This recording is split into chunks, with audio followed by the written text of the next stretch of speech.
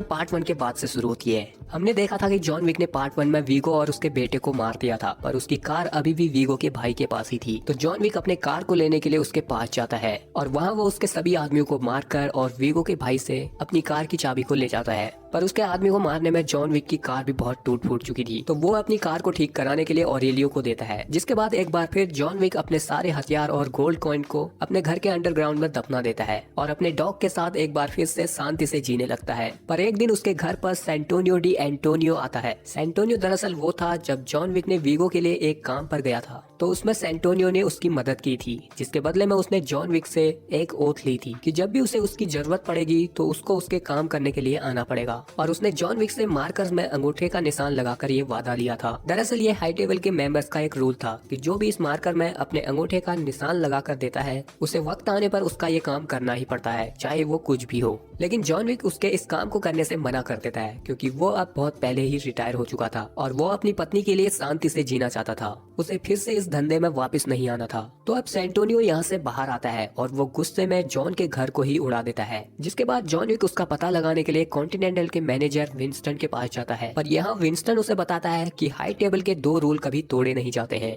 पहला, continental ground में कोई भी खून खराबा नहीं होना चाहिए, और दूसरा, अगर मार्कर दिया है तो उसे पूरा करना ही होगा। और अगर जॉन ने अपने मार्कर की इज्जत नहीं की तो हाई टेबल उसे मार देगी, और अगर उसने सेंटोनियो को मारा तो भी उसकी मौत तय है। तो इसलिए विंस्टन उसे रूल के अकॉर्डिंग चलने के लिए कहता है, तभी वो उसकी मदद कर पाएगा। जिसके बाद जॉन विक सेंटोनियो के पास जाता है और उससे उस काम के बारे में पूछता है जिससे वो करवाना चाहता था। तो पता चलता है कि सेंटोनियो उससे अपनी बहन को मरवाना चाहता है, क्योंकि हाई टेबल में 12 सीट्स थी, जिसमें से उसके पिता भी एक थे। पर सेंटोनियो के पिता की मौत के होने के बाद हाई टेबल के मेंबर्स की सीट सेंटोनियो की बहन को मिल गई है। इसलिए सेंटोनियो अपनी बहन को मारना चाहता था ताकि वो हाई टेबल की सीट्स पर बैठ पाए और इस शहर पर राज करे। तो अब सेंटोनियो की बहन जियाना रोम में थी, तो जॉन विक उसे मारने के लिए रोम में पहुंचता है और वो यहाँ के कॉन्टिनेंटल होटल में रुकता है। जिसके बाद जॉन अपने लिए काफी सारी गन्स खरीदता है और जियाना डी एंटोनियो को मारने के लिए उसकी पार्टी में पहुंचता है। और यहाँ हमें पता लगता है कि जियाना और जॉन विक बहुत पहले दोस्त हुआ करते थे। और यहाँ जॉन विक उसे बताता है कि उसे उसके भाई ने उसे मारने के लिए भेज रखा है, लेकिन जियाना जॉन के हाथों मरना नहीं चाहती थी, तो वो उसके सामने अपना हाथ काट कर खुद ही खुदकुशी कर लेती है। जिसके बाद जॉन विक उसे गोली मारता है सबूत के लिए और यहाँ से जाने लगता है। पर जब जॉन यहाँ से जा रहा था तो उस पर जियाना के सिक्योरिटी गार्ड्स और सेंटोनियो अपने आदमियों से हमला कर देता है। सेंटोनियो का प्लान था कि वो उसकी बहन के मरने के बाद जॉन विक को भी मार देगा,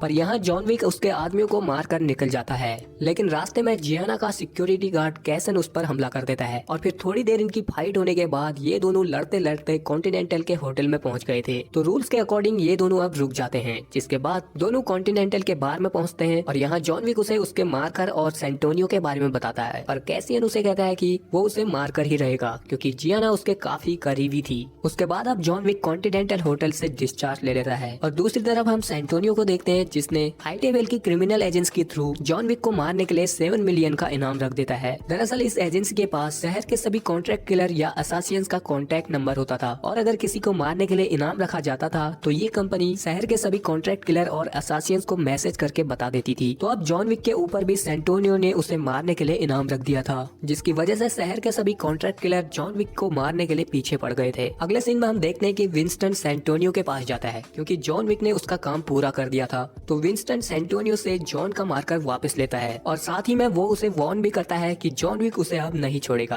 क्योंकि उसने जॉन के साथ धोखा किया है और जॉन विक को वापस क्राइम की दुनिया में ले आया है, जिसमें जॉन तो कभी आना ही नहीं चाहता था। दूसरी तरफ हम जॉन विक को देखते हैं, जिस पर इनाम होने की वजह से शहर के सभी कॉन्ट्रैक्ट किलर उस पर हमला कर रहे थे। लेकिन जॉन विक के रास्ते में जो भी आता है वो उसे मार देता है। और यहाँ एसासियंस की फाइट सीन्स में हम ये भी देखते हैं कि जॉन विक सिर्फ एक पेंसिल से 2 लोगों को मार देता है, पर अभी भी बहुत सारे कॉन्ट्रैक्ट किलर उसे मारने के लिए उसके पीछे पड़े थे, जिनसे लड़ते वक्त जॉन को भी काफी चोट आई थी। तो वो भागकर एक भिखारी के पास पहुंचता है और उसे एक गोल्ड कॉइन देकर कहता है कि उसे उसके पास ले चलो। दरअसल वो यहाँ पर बावरी किंग के पास ले जाने की बात कर रहा था, और हमें बावरी किंग की बातों से पता चलता है कि काफी टाइम पहले बावरी किंग की जॉन विक के साथ फाइट हुई थी, जिसमें जॉन ने बावरी किंग को जिंदा छोड़कर एक मौका दिया था, और ये भिखारी भी बावरी किंग का ही आदमी था। और वो जॉन के पीछे पड़े असासियंस को मारकर जॉन को एक सेफ हाउस में ले जाता है और उसका इलाज करवाता है। जिसके बाद जॉन विक बाउरी किंग से मिलता है और उससे सेंटोनियो को मारने के लिए उसका पता लगाने के लिए कहता है, पर बाउरी किंग उसकी मदद करना नहीं चाहता था। वो उसे कहता है कि इसमें उसका क्या फायदा। तो जॉन विक उसे बताता है कि जियाना के मरने के बाद अब उसकी कुर्सी पर सेंटोनियो बैठ चुका है और अगर उसे अपने पूरे शहर पर राज करना है तो वो सबसे पहले अपने दुश्मनों को मारेगा, यानी कि बाउरी किंग को। और अगर बाउरी किंग उसे मारेगा तो हाई टेबल उसके पीछे पड़ जाएगी और अगर जॉन ने उसे मारा तो वो सिर्फ जॉन विक के ही पीछे पड़ेंगे। तो अब बाउरी किंग जॉन विक की मदद करने के लिए राजी हो जाता है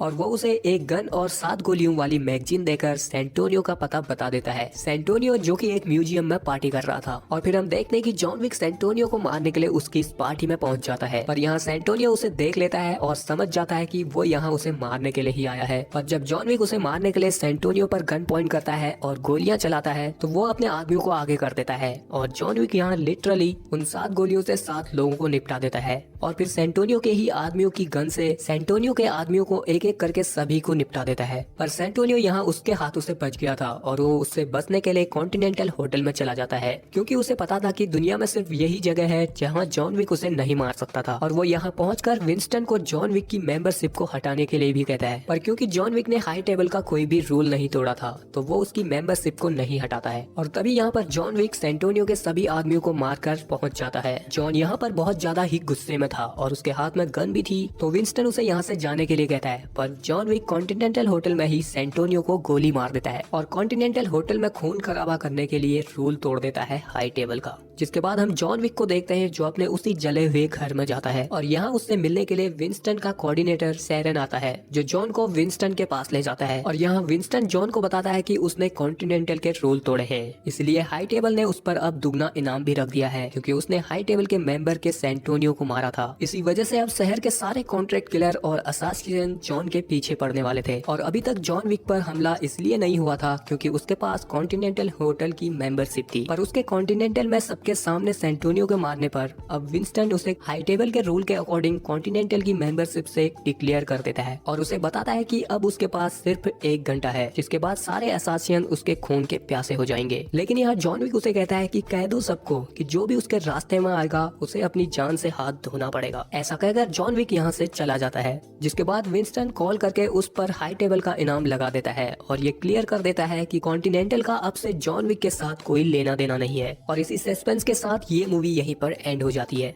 अब अगर आप इस मूवी के चैप्टर 1 को देखना चाहते हैं तो लिंक आपको डिस्क्रिप्शन बॉक्स में भी मिल जाएगा और चैप्टर 2 तो यही रहा, चैप्टर 3 भी जल्दी ही आने वाला है। तो अगर आपको ये वीडियो पसंद आया हो तो वीडियो को लाइक शेयर कमेंट जरूर करना और लगे हाथ तो चैनल को सब्सक्राइब भी कर दो और बगल वाले बेल आइकन को ऑन करके ऑल नोटिफिकेशन ऑन जरूर कर लेना।